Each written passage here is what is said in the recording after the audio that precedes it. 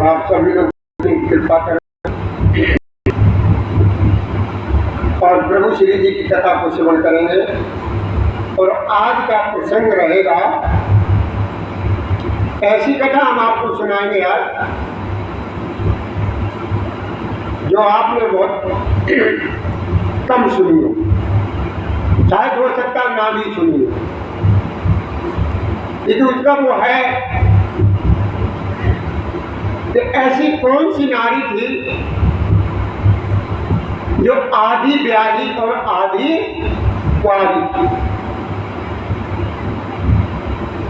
ऐसी वो कौन सी नारी है क्या थी जो आधी ब्याही और आधी कुंवारी। तो शांति के साथ बैठे कृपा करें और कथा को श्रवण करें। अगर आप मन लगा करके श्रवण करोगे तो आपको बहुत आनंद आएगा। और ये प्रभु श्री राम जी की कथाएं जो ऐसी होती हैं, ये राम कथा जो आप मन लगा करके श्रवण करोगे तभी समझ में आती है, वैसी समझ में नहीं। तो देखिए, एक बार राजा दशरथ जी जो है ना शिकार खेलने के लिए गए।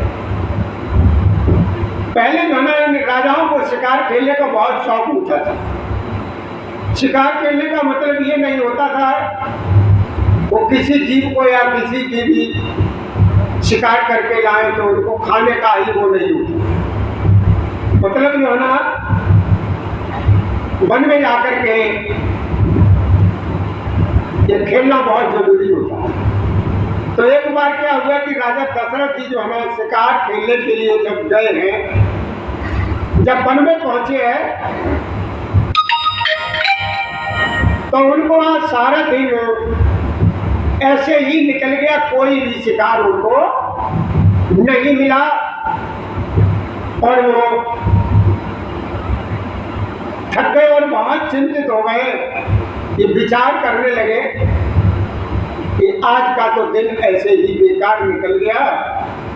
और वो बेचारे उसी जंगल में, उसी वन में एक वृक्ष के नीचे बैठ गए जहां पर कोई भी नहीं था, सिर्फ पत्तों के अलावा, शान शान और खड़खड़ाहट की आवाज के अलावा और कुछ नहीं था।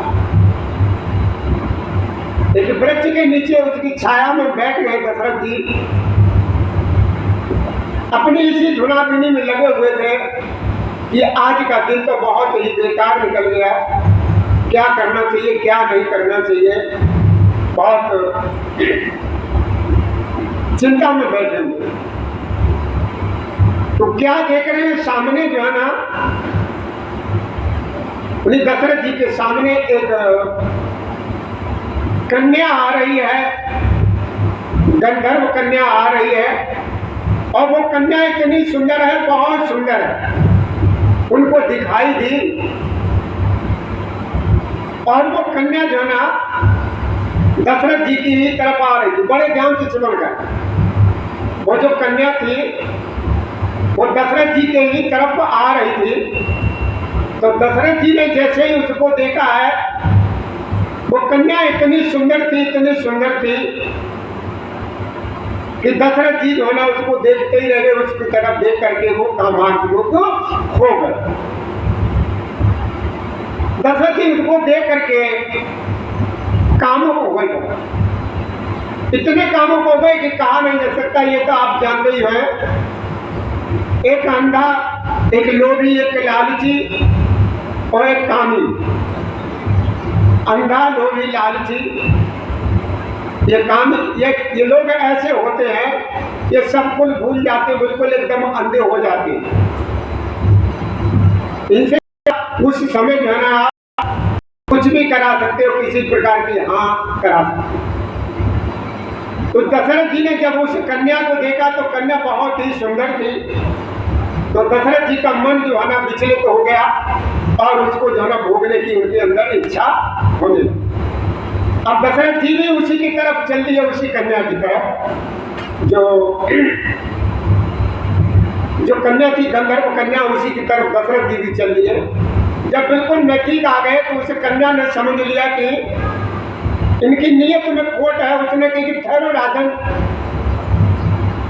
ठहरो राजन। और दशरथ जी ने, उन दोनों ने एक दूसरे के अपना परिचय लिया। उस कन्या ने पूछा और दशरथ जी ने पूछा। दशरथ जी ने कहा कि हे बेटी, हमें ये बताओ, आप जो है ना इस निर्जन जन्म इसमें वन में जो है ना आप अकेली कैसे घूम रही हो? यहाँ पर जंगली जानवर के अलावा कुछ नहीं। अगर कोई जानवर कोई मिल जाए तो तुमको जो है वो मार ही देगा, प्राणांत हो जाएगा। तो दशरथ जी ने उससे पूछा तो उस बेटी ने बताया कि देखो राजन, मैं एक गंधर्व कन्या हूं और मैं अपने योग्य वर की तलाश में घूम रही हूं। तो दशरथ जी ने कहा कि तुम अकेली घूम रही हो और तुम्हारे पिताजी ने तुमको ये कैसे आदेश दे दिया कि जाओ जाकर के तुम जो है ना अपने योग्य वर ढूंढ लो जाओ? पिता का ये फर्ज होता है कि अपनी कन्या के योग्य, अपनी बेटी की योग्य जो है वर स्वयं ढूंढे और यथाचित जो भी हो विधि विधान के साथ बेटी का विवाह करे। तुम्हारे पिताजी कैसे हैं? तो उस बेटी ने कहा कि हाँ, हमारे यहाँ ये रिवाज है, हमारे यहाँ रीत है कि बेटी जो है ना स्वयं अपने लिए वर ढूंढती है और पिताजी का ये आदेश। तो दशरथ जी ने तो ये पूछ लिया। फिर बेटी ने पूछा कि हे राजन, आपने हमसे तो पूछ लिया, आप भी तो बताएं हमें। आप देखने में तो बहुत सही लग रहे हैं, अच्छे लग रहे हैं, राजाओं जैसे लग रहे हैं। आकर के आप हैं कौन? और आपको देख करके मेरी भी इच्छा ये हुई है, ये भी मेरी भी इच्छा हुई है कि हम अपना विवाह तुम्हारे साथ करें। तो दशरथ जी ने अपना सारा परिचय दिया, अपना कहा कि देखो, हम अयोध्या के राजा हैं, दशरथ जी मेरा नाम है। और अपने भी पिताजी जो थे उनका भी पूरा परिचय दशरथ जी ने भी लिख दिया। जब उस कन्या ने राजा दशरथ जी को ज्यादा कामुक देखा तो राजा ने जब ज्यादा ही देखा तो उस बेटी ने कहा कि राजा ठहरो, कि आखिर के मैं विवाह तो मैं तुम्हारे ही साथ करूंगी, लेकिन उसमें एक शर्त है। उसमें एक शर्त है, विवाह तो मैं तुम्हारे साथ ही करूंगी। देखिए, ये विवाह कौन सा होगा? गंधर्व विवाह। गंधर्व विवाह का अर्थ क्या होता है? देखिए, गंधर्व विवाह उसे कहते हैं जो वचन और कर्म से, वचन और कर्म से जो विवाह किया जाता है उसको कहते हैं गंधर्व विवाह। तो बेटी ने भी कह दिया कि विवाह तो मैं करूंगी आपसे, लेकिन हमारी एक शर्त है। तो अभी मैंने बताया ना था, कामी, लालची और अंधा, ये बहुत ही वैसे होते हैं, इनसे उस समय आप चाहे कुछ भी करा सकते हैं। तो राजा ने कहा कि हाँ, हम तैयार हैं, लेकिन शर्त क्या है तुम्हारी? तो उसे गंधर्व कन्या ने कहा कि हे राजन, हमसे जो पुत्र पैदा होगा, हमसे जो पुत्र पैदा होगा वो तुम्हारी अयोध्या का वही राजा उत्तराधिकारी बनेगा। उस समय दशरथ जी ने तुरंत ही हाँ कर दिया कि हाँ, हमें मंजूर है। तो बेटी ने कहा कि हे राजा, मैं विवाह तुम्ही से करूंगी, शर्त तुम्हारी है कि जो तुमसे संतान जो होगी, मेरा जो पुत्र जो भी होगा, वो तुम्हारे राज्य का उत्तराधिकारी वही होगा। दशरथ जी ने कह दिया ठीक है, हमें मंजूर है। तो राजा दशरथ जी ने भी कहा, और दशरथ जी बहुत खुश हो गए कि अब क्या अब तो हमें नई नवेली दुल्हन मिल ही जाए। राजा ने उनसे कहा कि देखो बेटे, देखो ऐसा है, उस गंधर्व कन्या से कहा कि देखो ऐसा है, अब हम जो है ना विधि विधान के साथ विवाह करेंगे। हम जा रहे हैं और हम बारात लेकर के आएंगे और विधि विधान के हिसाब से जो है ना विवाह करेंगे। तो बेटी ने कहा ठीक है, अच्छा है। अब दशरथ जी तो वहां से चले आए और वो जो गंधर्व कन्या थी वो उसी वृक्ष के नीचे बैठ गई और दशरथ जी का इंतजार करने लगी। दशरथ जी का इंतजार करने लगी। अब इधर दशरथ जी आए तो देखिए जगदीश रामायण में ये मिलता है कि राजा दशरथ जी के 760 रानियां थी। राजा दशरथ जी के कितनी रानियां थी? 760 रानियों का वर्णन आया, उसमें उल्लेख आया है जगदीश रामायण में। दशरथ जी के 760 रानियां थी और वो रानियां बहुत ही सुंदर, बहुत ही अच्छे स्वभाव की, बहुत ही अच्छे विचारों की थी। तो राजा का वो बहुत ध्यान रखती थी। आए दिन कोई न कोई कार्यक्रम वहां पर राजमहल में चलता ही रहता था और उनमें उनकी 3 पटरानियां थी। जब पटरानियों का जो उल्लेख आया है, कौशल्या, सुमित्रा और केकई, ये 3 रानियां थी। ये अलग ऐसी रानियां थी कि सबसे ज्यादा इनका ध्यान रखती थी। वैसे 760 रानियां थी, कोई न कोई एक न एक पत्नी रानी जो है इनकी सेवा में लगी रहती। राजा दशरथ जी आए, अपने राज्य में आए, सब कुछ देखा और मगन हो गए। उनका ध्यान जो है ना वहां से हट गया। वैसे सोचा तो ये था, रास्ते सोचते चले आ रहे थे कि विवाह करेंगे और नई नवेली हमारी दुल्हन आएगी और उसके साथ हमको जो है ना जीवन गुजारने का बहुत बढ़िया वो मिलेगा। लेकिन जब अपने वहां पर जब आ गए थे रानियों में, प्रत्येक दिन कोई न कोई नया नया जो है चलता रहता था राजमहल में उत्सव। तो राजा जब भूल गए, अब क्या हुआ, काफी दिन हो गए। काफी दिन जब हो गए और वो बेटी जो है ना, लड़की जो गंधर्व कन्या है, उसी जंगल में उसी वृक्ष के नीचे बैठी हुई है। अब यहाँ तक हुआ कि बैठे बैठे इंतजार करते करते उस लड़की ने अपने प्राण त्याग दिए।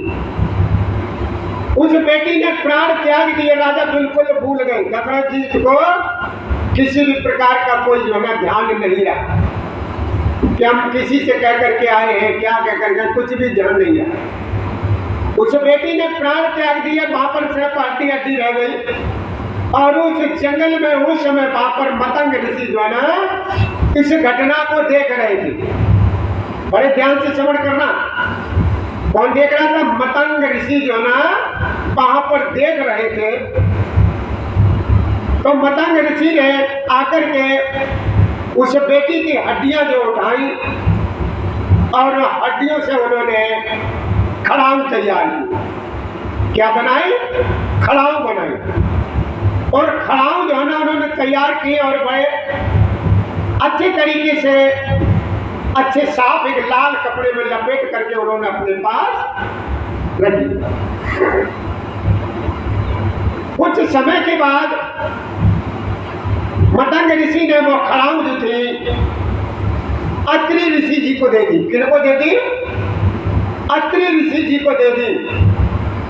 और अत्रि जी से ये कह दिया कि इन खड़ाऊओं को आप बड़े संभाल करके रखना और किसी अच्छे उसको जो है ना समर्पित कर देना। कोई बहुत बढ़िया, कोई बहुत ही अच्छे, बहुत उनको जो है ना समर्पित कर देना। और कुछ समय के बाद अत्रि जी के आश्रम में प्रभु श्री राम जी का आगमन हुआ। अत्रि जी की पत्नी का नाम था अनसुईया। हमारे प्रभु श्री राम जी जब वहां से गुजरे हैं अत्रि मुनि जी के आश्रम से, तो माँ अनुसुईया जी मिली कि अनुसुईया जी ने सीता जी को बहुत अच्छी तरीके से उनको दिव्य वस्त्र दिए, आभूषण दिए, बहुत कुछ दिया और तरह तरह से समझाया जानकी जी को, अनुसुईया जी ने। और अत्रि जी ने वो प्रभु श्री राम जी को खड़ाऊ जो ना अर्पित कर दिया। प्रभु श्री राम जी ने वो खड़ाऊ लेकर के अपने पास रखी और उनको कभी भी पहना नहीं, उनका सम्मान ही करते रहते।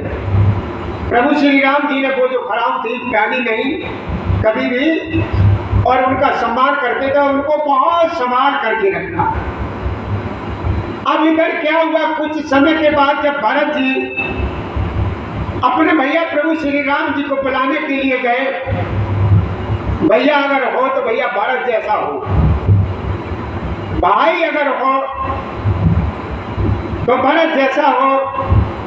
हमारे प्रभु श्री राम जी जब अयोध्या छोड़ के आए उस समय से भरत जी ने सब कुछ त्याग दिया और भरत जी भैया के बगैर रह रहे हैं, वो भी अलग रह रहे हैं, सब कुछ त्याग दिया और अयोध्या बहुत परेशान होने लगे। अयोध्या वाले जो भी लोग थे वो प्रभु श्री राम की वजह से उन्होंने बहुत परेशान रहने लगे। प्रभु श्री राम जी की आप में दिल से वो जी रहे। अब इधर जो ना भैया भरत जो है ना प्रभु श्री राम जी को लेने के लिए जब बुलाने के लिए अयोध्या गए हैं चित्रकूट, भरत जी ने भैया राम से अपने भैया राम से वापस अयोध्या चलने के लिए कहा कि भैया आप अयोध्या चलो, अगर आप अयोध्या ना जाते हो तो हम भी नहीं जाएंगे वहां, हम भी अयोध्या में नहीं जाएंगे, अयोध्या बिल्कुल शून्य हो गई है, भैया आप अयोध्या चलो। अब इधर राम जी भरत जी को बहुत समझा रहे हैं लेकिन भरत जी के समझ में कुछ आ नहीं रहा है, भरत जी के आंखों में आंसू है। तो प्रभु श्री राम जी ने कहा कि देखो भैया भरत, हमें जो है ना पिताजी ने वो दिया हुआ है, पिताजी का कहना हमको मानना पड़ेगा और उन्होंने हमें जितने समय के लिए वन में भेजा है वो समय पूरा करके हम शीघ्र ही तुम्हारे पास अयोध्या में आएंगे और राजकाज को संभालेंगे। तब तक आप ऐसा करिए, हम आपको अपनी खड़ाऊ दे रहे हैं, आप इन खड़ाऊं को ले जा करके उनको रखना, सिंहासन पर इनको विराजमान करना, बड़े सम्मान के साथ इनको रखना। आप यही समझना ये हमारे भैया राम ही है। तो हमारे प्रभु श्री राम जी ने वही खड़ाऊ भरत जी को दी। तो हमारे भैया भरत जी ने उन खड़ाऊं को बड़े सम्मान के साथ लिया, बड़े सम्मान से लिया और अपने उनको कापड़ का यहाँ सिर पर धारण किया। उन खड़ाऊं को जैसे ही लेकर के चले हैं तो प्रभु श्री राम जी ने कहा कि भैया भरत, आप इनको खड़ाऊं को ले जाकर के रखना सम्मान के साथ और आप यही समझना कि हमारे भैया राम हैं और इन खड़ाऊं से आपको जो ना सब कुछ मिलेगा, सब सहूलियतें मिलेंगी और मदद मिलेगी और उस माता को बहुत ही सुकून मिलेगा, उस माता को बहुत ही सुकून मिलेगा।